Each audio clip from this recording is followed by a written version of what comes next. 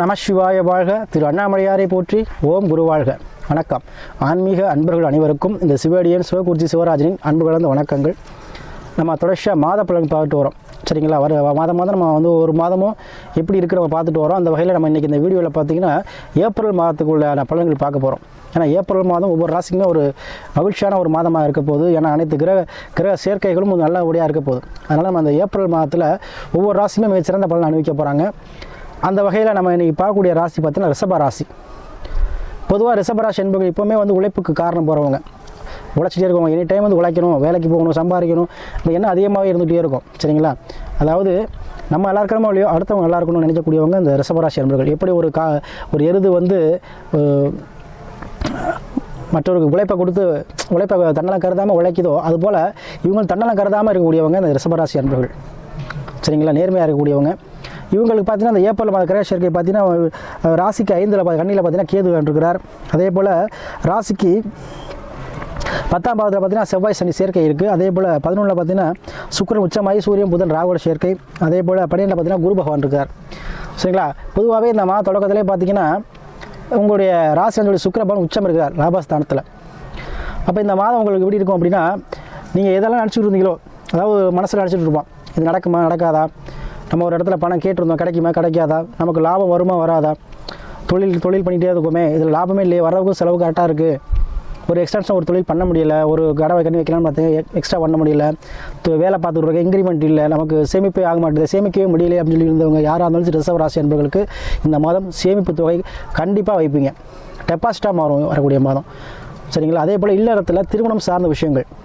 சரிங்களா? இல்லாத திருமணம் சார்ந்த விஷயம். ஏன்னா 11 அப்போ 3 7 11 திரிகோணஸ்தானங்கிறது 3 7 11. இப்போ 3ஆங்கிறது முயற்சி, 7ஆங்கிறது கனவு களத்திரஸ்தானம், 11ஆங்கிறது வெற்றி ஸ்தானம்.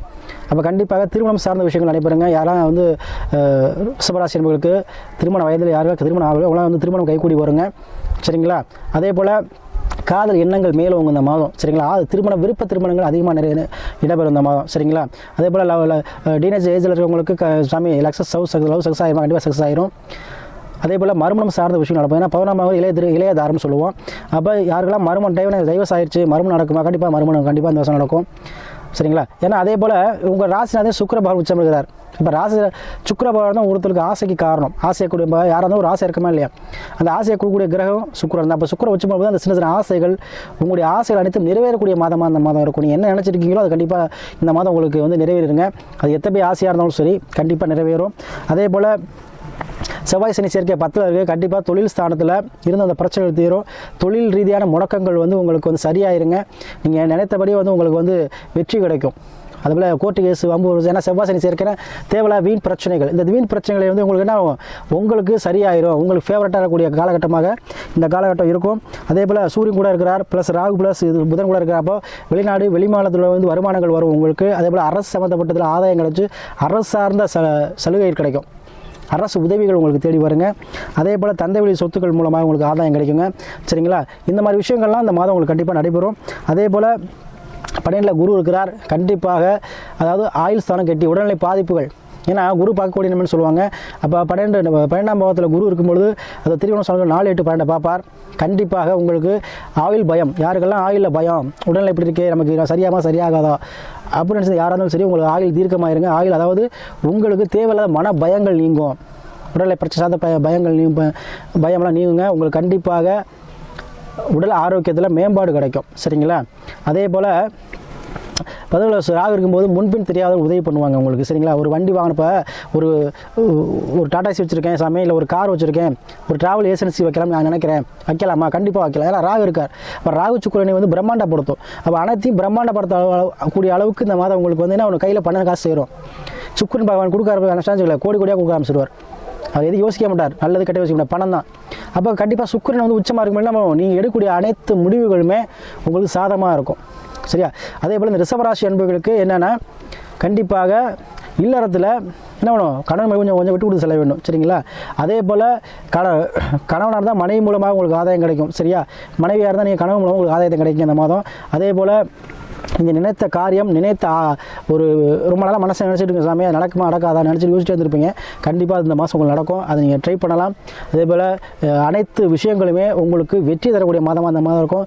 அதேபோல் தொடர்ச்சியாக நமக்கு நிறையா ஜாதகங்கள் அனுப்பி நிறையா அன்பர்கள் ஆதரவு கொடுக்குறீங்க. அனைத்து ஆன்மீக அன்பர்களுக்கும் எனது நன்றியை தெரிவிச்சுக்கிட்டு, அதே போல் உங்களுடைய சுய ஜாதகம் இருக்குது, சுய ஜாதகத்தை நீங்கள் ஆய்வு பண்ணிக்கோங்க.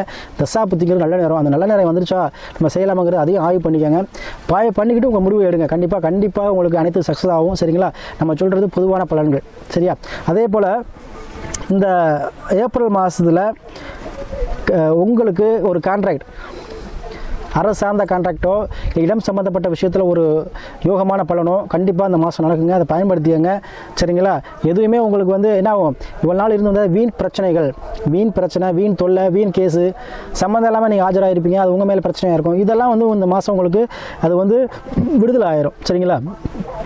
அதே போல் எதிர்பார்த்த விஷயங்கள் கண்டிப்பாக உங்களுக்கு நடக்கும். அதுவும் 5ல் கேது இருக்கிறார்.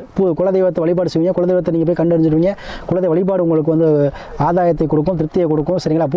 பூர்வீகத்துக்கு சென்று பூர்வீகத்து மூலமாக உங்களுக்கு ஆதாயம் கிடைக்கும். குழந்தைகள் மூலமாக உங்களுக்கு அனுகூலமான ஒரு மாதமாக, நல்ல ஒரு வெற்றியான மாதமாக இந்த மாதம் அமைப்போது, தொட்டதெல்லாம் பொன்னாகக்கூடிய மாதமாக இந்த மாதம் உங்களுக்கு கண்டிப்பாக அமையுங்க. சரிங்களா? ஏப்ரல் மாதம் ரிஷபராசிக்கு ஒரு அருமையான ஒரு பொன்னான மாதமாக இருக்கும்.